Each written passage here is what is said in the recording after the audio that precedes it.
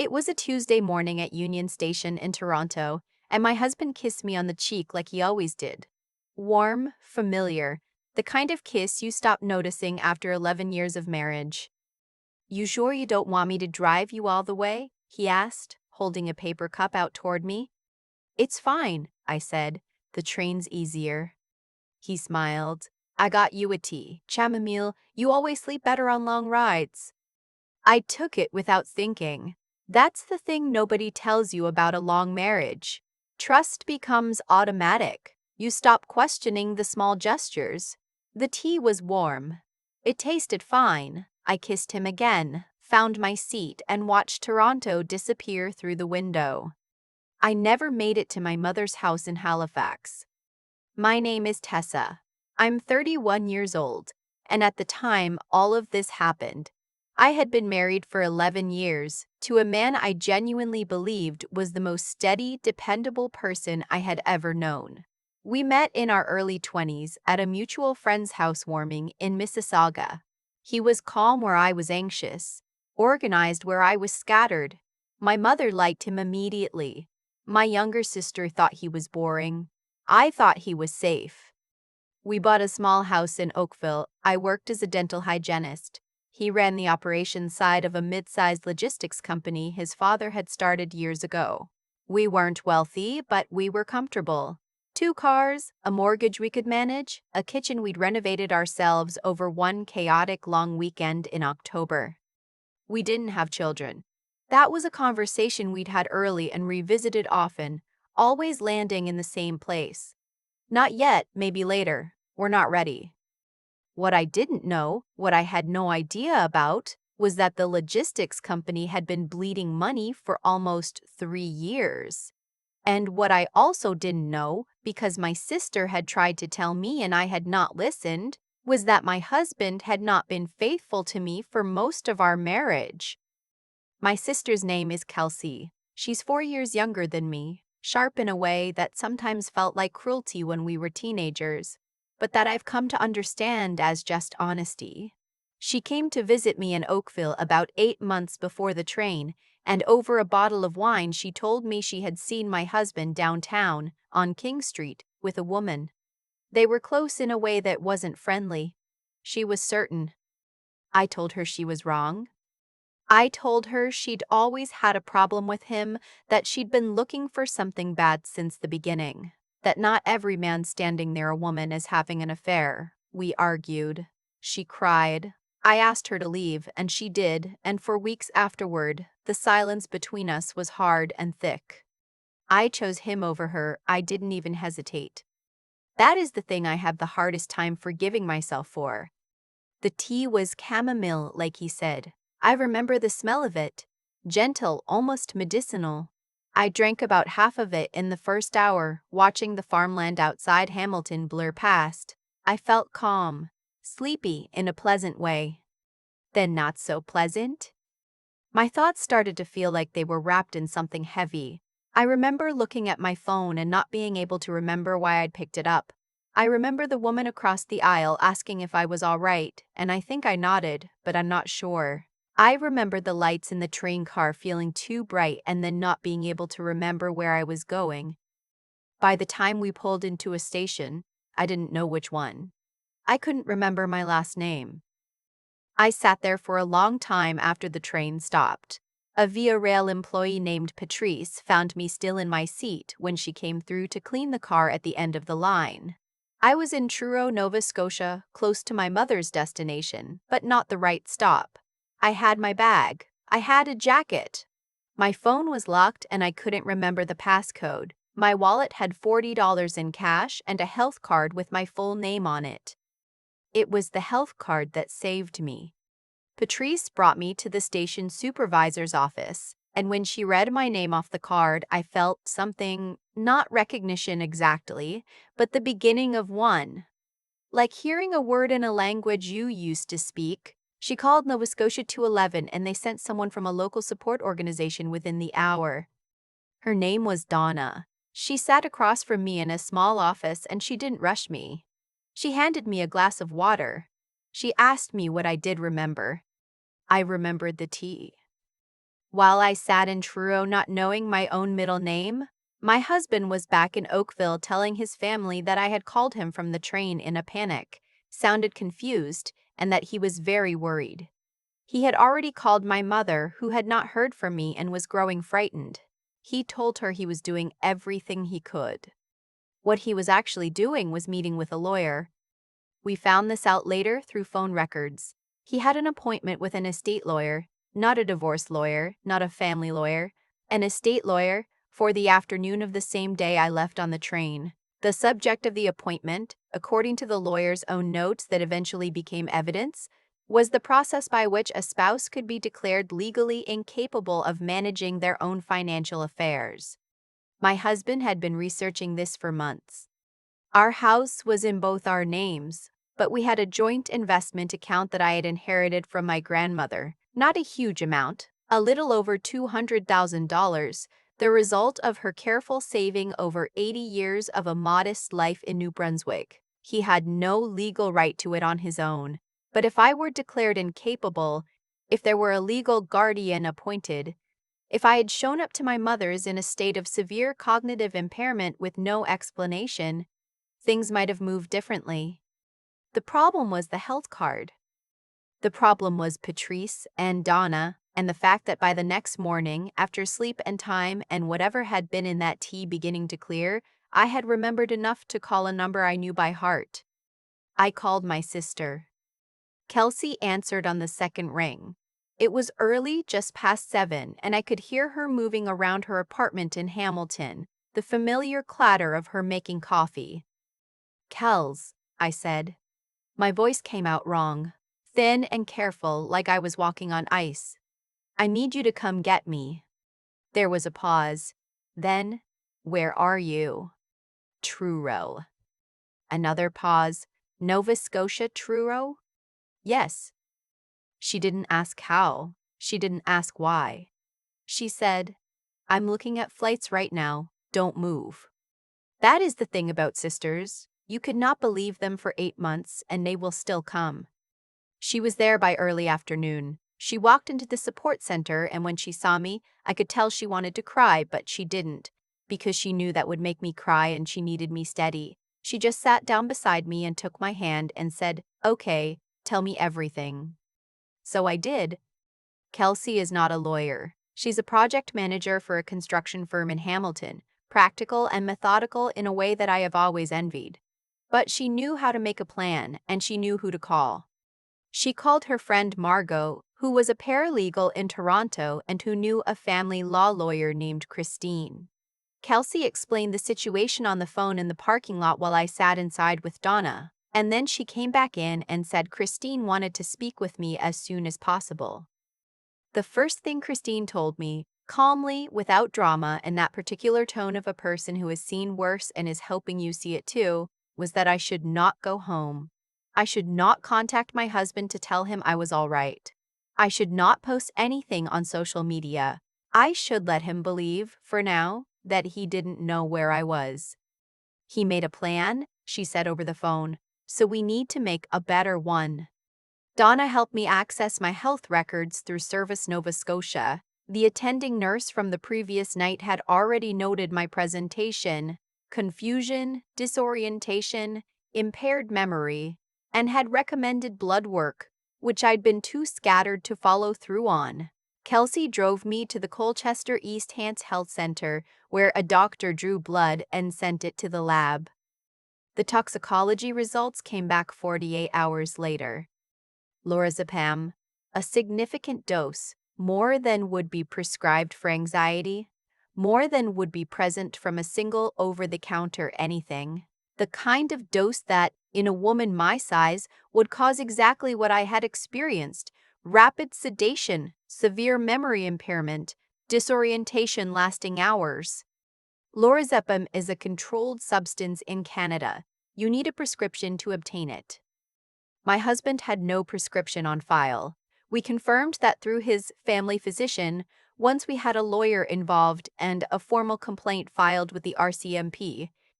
I won't pretend the next few weeks were clean or simple, they weren't. There were moments where I sat in Kelsey's guest room in Hamilton and genuinely could not believe any of this was real.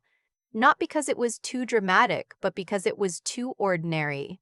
This was a man who knew which brand of peanut butter I preferred. This was a man who had driven me to the emergency room at 2 in the morning when I thought I was having a panic attack. This was a man who had, at some point in the last several years, decided that the easiest way out of a failing business and a difficult marriage was to incapacitate me long enough to get access to my grandmother's money. The company, I learned, had debts that my husband had hidden carefully, equipment leases he hadn't told his family about, two creditors in Alberta who had already sent formal demand letters. The logistics firm was going to collapse. It was a matter of when, not if, and he had apparently decided that the most viable solution was to drain our joint investment account before anyone could stop him. He needed me gone, not dead. At least, the Crown attorney later said there wasn't evidence that the intent was to cause permanent harm, but gone long enough, confused enough, discredited enough that by the time I surfaced, the money might already be moved. What he hadn't counted on was Patrice reading my health card. He hadn't counted on Donna sitting with me until I remembered my sister's phone number. He hadn't counted on Kelsey answering on the second ring. He hadn't counted on Christine. Christine filed for an emergency protection order, which temporarily froze access to our joint accounts while the investigation proceeded. My husband, when he found out I was in Hamilton and not missing, called my cell 14 times in one evening. Kelsey was sitting next to me when I finally picked up. I didn't say much. I told him I was safe. I told him I knew what had been in the tea. I told him my lawyer would be in contact. He was quiet for a moment. Then he said, "Tessa, you need to come home. We can talk about this." I said, "I know you've been having an affair." Another silence. Longer. That's not relevant to. I know about the company too, I said. I know about the debts. He hung up. The RCMP executed a search warrant on our house in Oakville 3 days later. They found a prescription bottle in the back of his sock drawer. Lorazepam, prescribed to a woman whose name I didn't recognize, obtained, the investigation later revealed, through a contact he had made through the logistics business in a context I still don't fully understand and that I've chosen not to think about too carefully. My sister came with me to every meeting, every appointment, every difficult phone call. She sat in the chairs outside Christine's office and did her own work on her laptop, and never once said, "I told you so." Not once. Not when I expected it. Not in the moments when she would have been completely justified.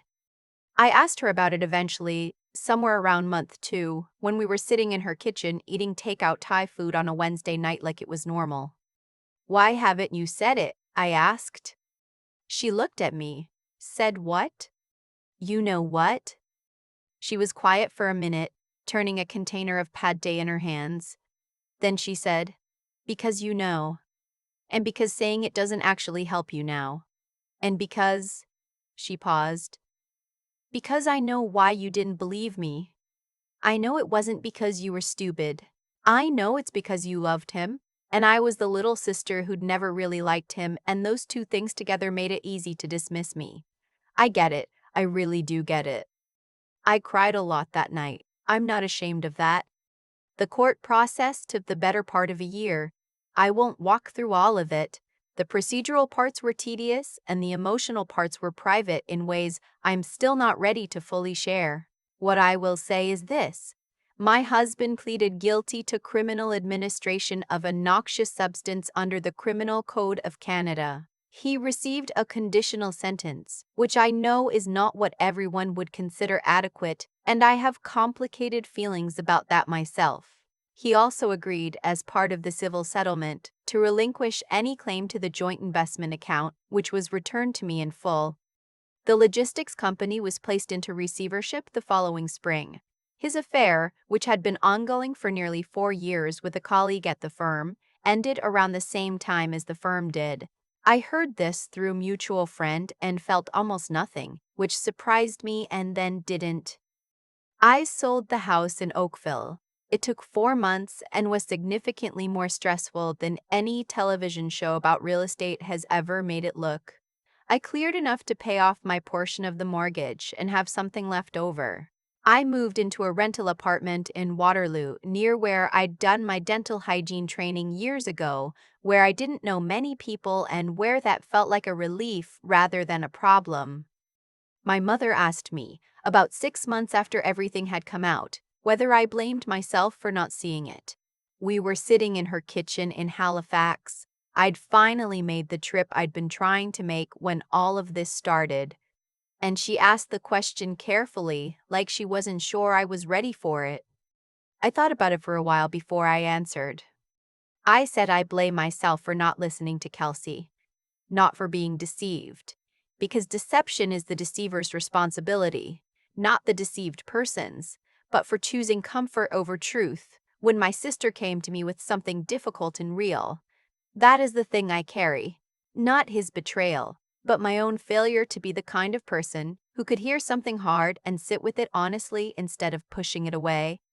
My mother was quiet for a moment. Then she said, "You know what you're describing is just being human." Maybe, but being human includes the part where you try to do better. I'm 31 now, which means none of this is far behind me. It's still close enough that I can feel it when the weather changes. Still close enough that certain things catch me off guard. The smell of chamomile tea, the sound of Union Station announcements, the specific weight of a paper cup being handed to me by someone I trust. But here is what is also true. Kelsey and I talk every day now. Sometimes it's long and meaningful, and sometimes it's just a voice message about something absurd she saw on her commute, and both kinds matter to me equally. I have a therapist I like, a new job at a dental practice in Waterloo where the team is kind and the hours are reasonable, and an apartment with a kitchen window that faces east so I get the morning light. I still have my grandmother's investment account. I don't touch the principal. I keep it the way she kept it, carefully, slowly, as a thing that grows. And whenever I sit down for tea now, any tea, anywhere, with anyone, I make it myself. Every single time. I think about the tea a lot, not with fear anymore, just with a kind of quiet clarity, the way you look back at something that once had power over you and notice it's smaller now than it used to be. What my husband did was a choice. A long, deliberate, calculated chain of choices. The hidden debts, the hidden affair, the prescription bottle in the back of a sock drawer, the paper cup handed to me at Union Station with a warm smile. None of that happened by accident. And none of it happened because of me. That took me a long time to understand, but I do understand it now. Cruelty is the responsibility of the person who chooses it. Full stop. What I'm slower to let go of is my own part in what came before, not the drugging. I couldn't have seen that coming. But the morning Kelsey sat across from me in my Oakville kitchen and told me the truth, and I chose comfort over honesty. I chose the easier version of my life over the real one.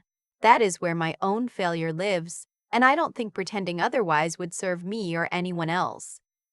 Here's what I've come to believe, though. The choices we make in those moments.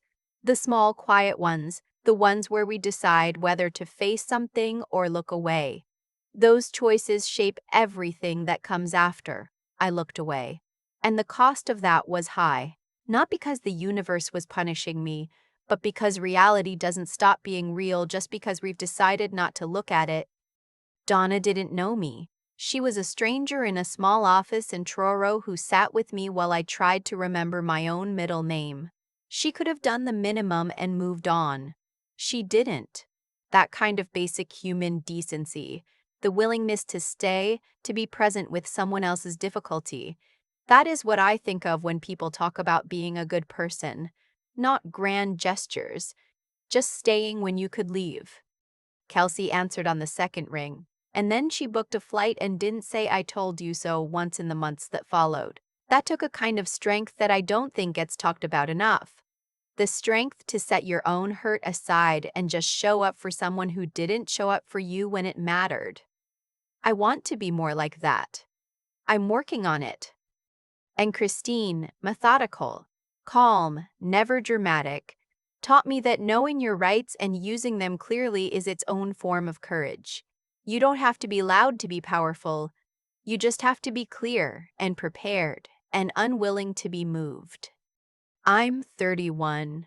I still have most of my life ahead of me, which some days feels like a lot and some days feels like exactly enough. I make my own tea now. I keep my grandmother's savings exactly as she kept them, carefully, patiently, as something worth protecting. And I answer when my sister calls, every time. On the first ring,